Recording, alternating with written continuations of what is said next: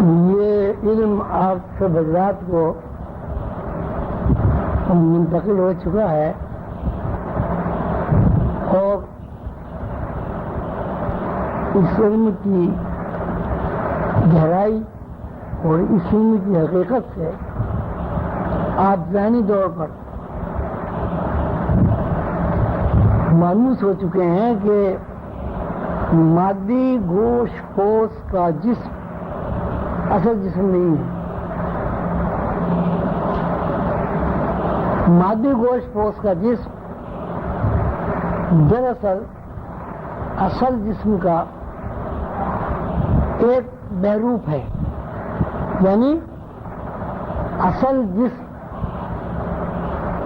یا اصل انسان خود کو پردے میں ظاہر کرتا ہے، براہ راست سامنے نہیں آتا. چونکہ خود کو پردے میں ظاہر نہیں کرنا ہے، اس لیے اس اصل جسم نے اپنے آپ کو ظاہر کرنے کے لیے ایک پورا جسم، پورے سے مراد جس طرح اصلی جسم ہے، یعنی ہاتھ پیر آنکھ ناک کان بال دماغ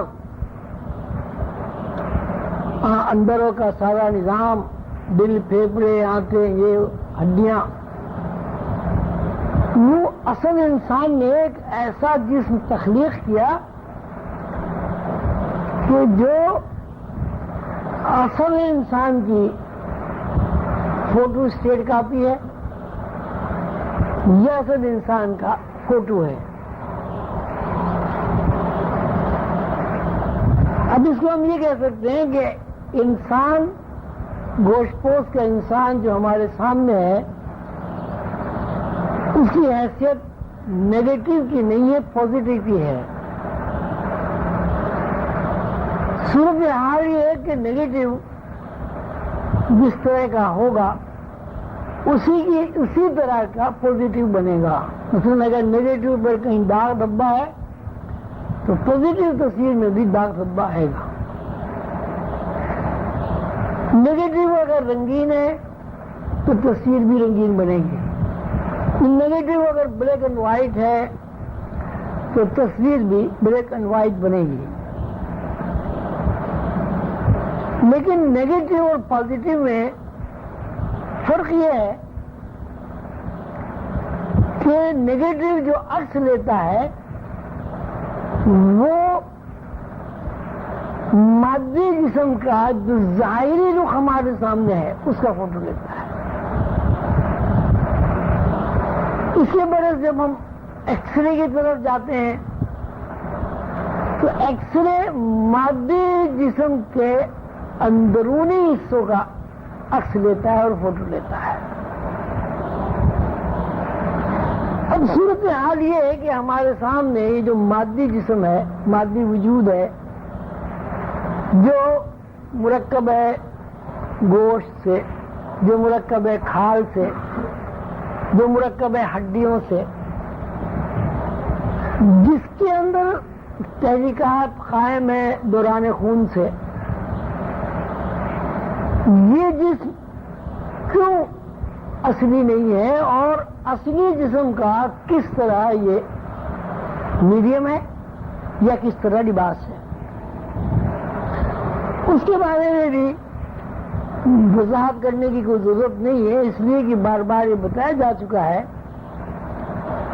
کہ جب روح یعنی اصل انسان اپنے اس طفیلی انسان سے، اس طفیلی جسم سے رشتہ توڑ لیتی ہے تو جسم باقی رہنے کے باوجود جسم کے اندر اپنی کوئی حرکت نظر نہیں آتی. یہاں یہ بات سمجھنا ضروری ہے کہ جس طرح گوشت پوش کے جسم میں رگیں ہیں، وریدیں ہیں، شریانے ہیں، پٹھے ہیں، ہڈیوں کے جوڑ ہیں، آتے ہیں، گردے اور مثانہ اور لبلبا اور جتنی چیزیں اندرونی طور پر موجود ہیں بالکل اسی طرح من و ہند روح کے اندر بھی موجود ہے. روح نے جب اپنا میڈیم بنایا تو وہ نیگیٹو پازیٹیو جو ہمارے یہاں اس وقت رائج ہے اس کی طرح نہیں بنایا کہ ایک تھوڑا سا خاکہ باہر کا قبول کر لیا ہو، بلکہ روح کے اندر جتنا بھی کچھ ہے اس میں آتے ہیں، پٹھے ہیں، ہڈیاں ہیں، دوران خون ہے، آکسیجن ہے، مختلف قسم کی گیسز ہیں، مختلف قسم کے رنگ ہیں، مختلف قسم کی کیلوریز ہیں. روح نے جب لباس تخلیق کیا تو مکمل لباس بنایا بالکل روح کی طرح. اس کا مطلب یہ ہوا کہ جب ہم روح کا تذکرہ کرتے ہیں تو روح کے اندر دل بھی ہے، روح کے اندر دماغ بھی ہے، روح کے اندر آنتیں بھی ہیں، روح کے اندر مثانہ بھی ہے، روح کے اندر گردے بھی ہیں اور روح کے اندر ہاتھ پیر بھی ہیں. جس طرح انسان کھاتا ہے، پیتا ہے، سوتا ہے، جاگتا ہے، اسی طرح روح کے اندر بھی حرکات و سکنات موجود ہیں. البتہ یہ سونے کا عمل، کھانے پینے کا عمل، جاگنے کا عمل روح کے اندر موجود تو ہے، لیکن یہ سارے اعمال اس دنیا کے اعمال کی طرح تو ہیں لیکن اس میں اختلاف ہے. روح جب کوئی چیز کھاتی ہے تو وہ لطیف چیز ہوتی ہے. روح کا جسم جب کوئی چیز کھاتا ہے تو وہ کثیر ہوتی ہے. کیوں؟ اس لیے کہ روح نے جب اپنے لیے میڈیم بنایا، جب اپنے لیے لباس تخلیق کیا تو اس کا جو مسالہ ہے، اس کا جو میٹر ہے، وہ سب کا سب کثافت ہے. چونکہ لباس کثافت سے تخلیق ہوا ہے، لباس کے تمام اندرونی اعضاء کثافت سے تخلیق ہوئے ہیں. کثافت سے مراد میٹر، مادیت، تعفن، خمیر، ایست. اس لیے اس کی خوراک بھی تعفن ہی ہونی چاہیے، اس لیے کہ اس کی بیس اور بنیاد جو ہے وہ تعفن ہے، وہ سواد ہے. اگر روح کو بھوک نہ لگے تو جسم انسانی کو بھی بھوک نہیں لگے گی. اگر روح کو پیاس نہ لگے تو جسم انسانی کو پیاس کا تقاضا منتقل ہی نہیں ہوگا. اگر روح کو آرام کرنے کا وقفہ تلاش کرنا نہ ہو تو جسم انسانی بھی آرام سے واقف نہیں ہوگا. لباس کی جب ہم تشریح کرتے ہیں کہ صاحب یہ گوشت پوش کا جسم جو ہے وہ روح کا لباس ہے،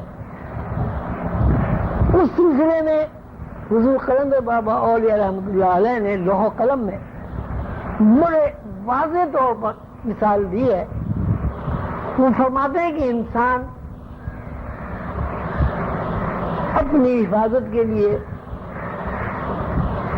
اپنے جسم کی حفاظت کے لیے، اپنے جسم کو آرام پہنچانے کے لیے، اپنے جسم کو گرمی سردی سے محفوظ رکھنے کے لیے ایک لباس بناتا ہے.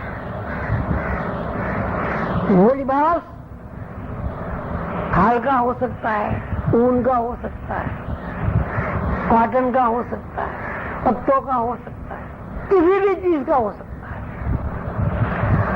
انسان گوشت پوش کا بنا ہوا انسان جب اپنے لیے لباس بناتا ہے، مطلب قمیص بناتا ہے، اور وہ قمیص جسم کے اوپر منتقل ہو جاتی ہے. تو اب صورت یہ ہے کہ اگر آستین کو ہلانا ضروری ہو تو جب تک جسمانی گوشت پوست کا ہاتھ نہیں ہلے گا آستین میں حرکت پیدا نہیں ہوگی. اسی صورت سے وہ ٹانگ ہلانا چاہتا ہے یا ٹانگوں کے اوپر پہنے ہوئے لباس کو حرکت دینا چاہتا ہے، جب تک ٹانگوں میں حرکت واقع نہیں ہوگی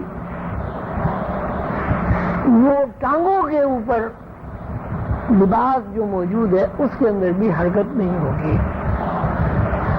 اب اس مثال سے یہ بتانا مقصود ہے